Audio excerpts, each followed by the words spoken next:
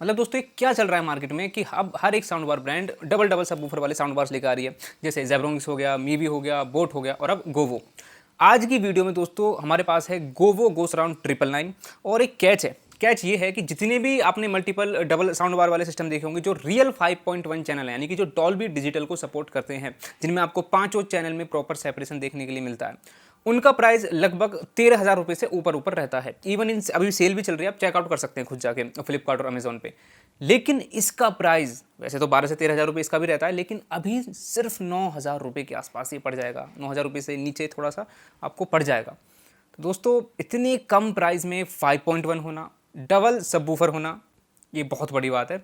इस वीडियो में जानेंगे कि इसकी ऑडियो कितनी धमाकेदार है, 9,000 रुपये के लिए वैल्यू फॉर मनी है या नहीं। दोस्तों इस वीडियो को पूरा कंप्लीट देखना। दोस्तों देखिए, मैं बहुत ज़्यादा लुक्स को डिटेल में एक्सप्लेन नहीं करूंगा, बस इतना बोलूंगा कि जो पुराने गोवो के मॉडल आते थे, गोवो 900, 920, 930, 950 टाइप के जो मॉडल आते थे, 970, उसी तरह का इसकी पूरी जो है शकल सूरत है उसकी तरह है। Green LED triangular sound bar, ठीक है, ट्रायंगुलर टाइप का बेस रिफ्लेक्स पोर्ट, वैसे तो अंदर ट्यूब दी हुई है।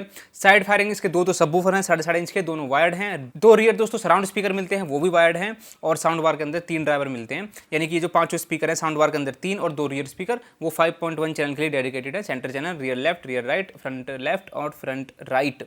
ये जो है दोस्तों पांचों रेस्टेक ड्राइवर है। कनेक्टिविटी ऑप्शन सारे दिए गए हैं, HDMI, AUX, आपका ऑप्टिकल पोर्ट, ब्लूटूथ कनेक्टिविटी भी आपको मिल जाती है। अब दोस्तों डायरेक्ट साउंड सैंपल सुनिए, फिर मैं बताता हूँ कि ये कितना दमदार साउंड करता है।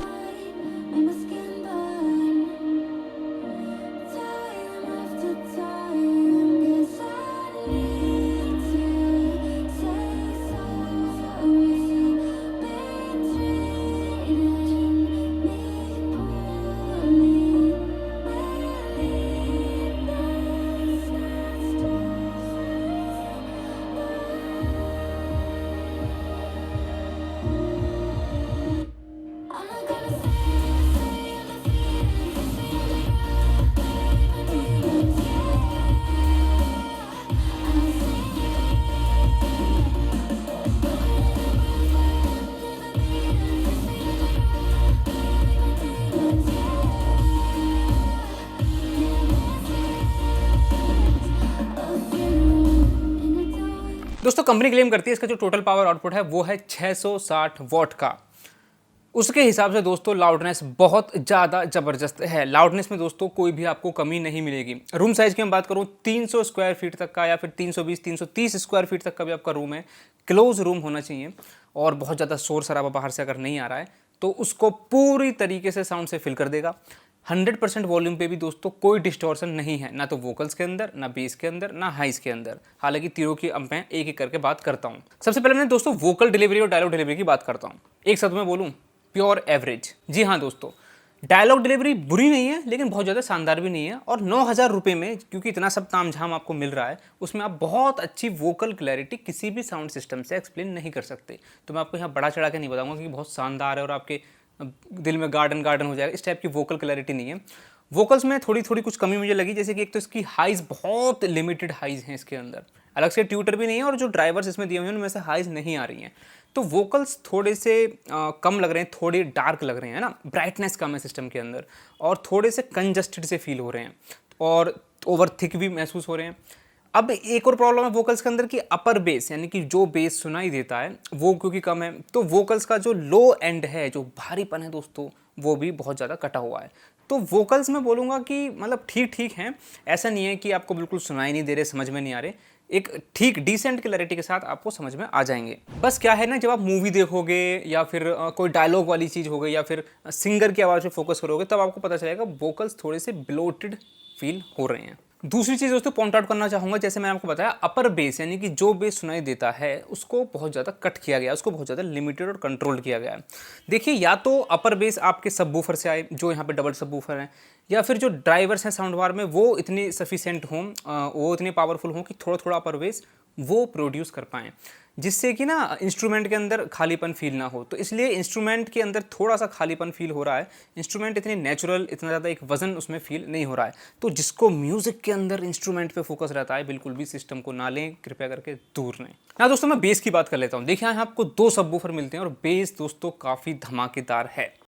डेप्थ की मैं बात करूं 50 हर्ट्ज तक इजीली डीप जा सकता है। 50 हर्ट्ज अब ये बहुत ज़्यादा डीप नहीं है, क्योंकि अगर मैं बात करूं गोवो 970 की, वो इससे ज़्यादा डीप जाता है, ठीक है। लेकिन अगर हम बात करूं बेस की वॉल्यूम की, तो वो इसकी ज़्यादा है।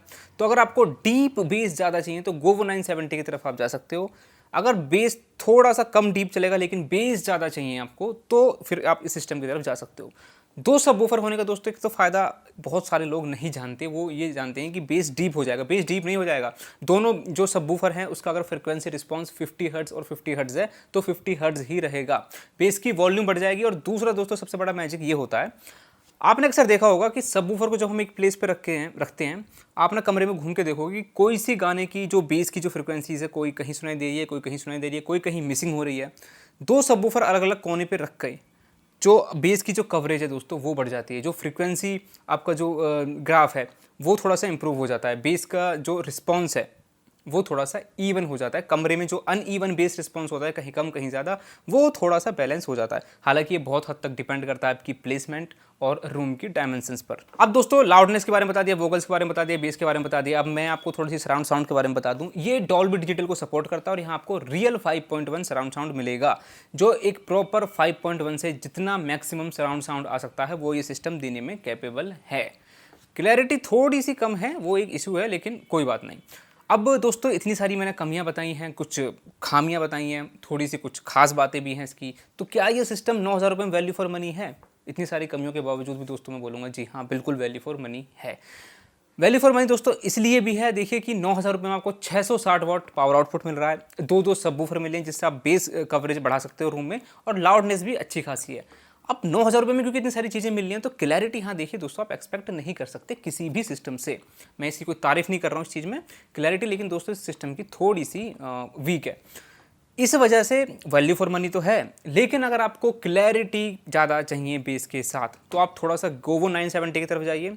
उसकी लाउडनेस इससे लेकिन कम हो जाएगी। अगर आपको क्लैरिटी ही चाहिए और अगर आपको बेस जो है थोड़ा सा और कम चलेगा, लेकिन क्लैरिटी दोस्तों वोकल्स थोड़े से ओपन चाहिए, तो आप गोवो डॉल्बी एटमॉस 940 की तरफ जा सकते हैं। ये सभी प्रोडक्ट मैंने टैग किए हुए हैं, और मैंने और भी बहुत सारे अपने फेवरेट प्रोडक्ट टैग किए हुए हैं दोस्तों।